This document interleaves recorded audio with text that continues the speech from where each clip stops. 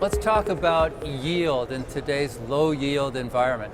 A lot of investors are looking for yield, of course, and especially as they get older and they approach retirement or they're actually in retirement. What's an advisor do? That is the topic du jour today for a lot of our clients, as you said, retiree clients especially. The debate is there's securities that can get a nice yield.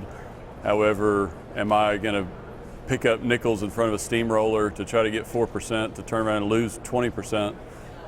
That can happen. And so I think having a diverse mixture of different securities that are more income hogs certainly is doable, but you've got to be really careful what you own and why you own it. Do you have any tips to offer based on the successes that you may have had with clients? Sure. I think what we found is it's critical to work with people, products, funds that you really respect, that have a long history of being successful. You can look back to 2013, which was kind of a crazy year in the bond market, and see who lost money and who made money. And those folks that were able to navigate that a bit probably might well be able to navigate that going forward. Are you looking specifically at fixed income products, or do you look at other forms of income that may be available to your client? Anything that's out there. Naturally, fixed income, we tend to be drawn to it because there's a lot of high income there, or income there, I shouldn't say high income. High income with risk, I should say. But also master limited partnerships, things in the energy space, to us are attractive after energy collapsed last year. Fortunately, not things that we owned ahead of that.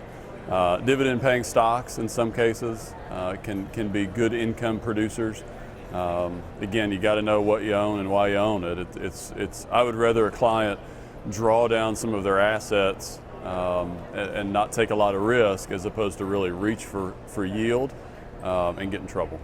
Thinking about your asset allocation model for maybe an older investor, somebody who's looking at living a long time, because people live so long now, what might be sort of the balance of your portfolio in terms of asset allocation, stocks versus bonds?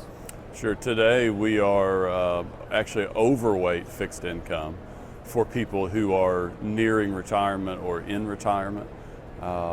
We feel like with the right mix of managers, the obvious risk at some point, we've talked about it for the last 5 years, that rates are going to go up.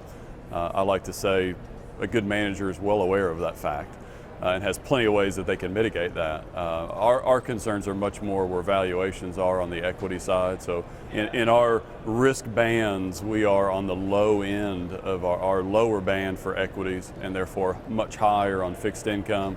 Also have some commodities thrown in there, things that have been hard to own in the past, but to us offer some pretty compelling opportunities and good diversifiers.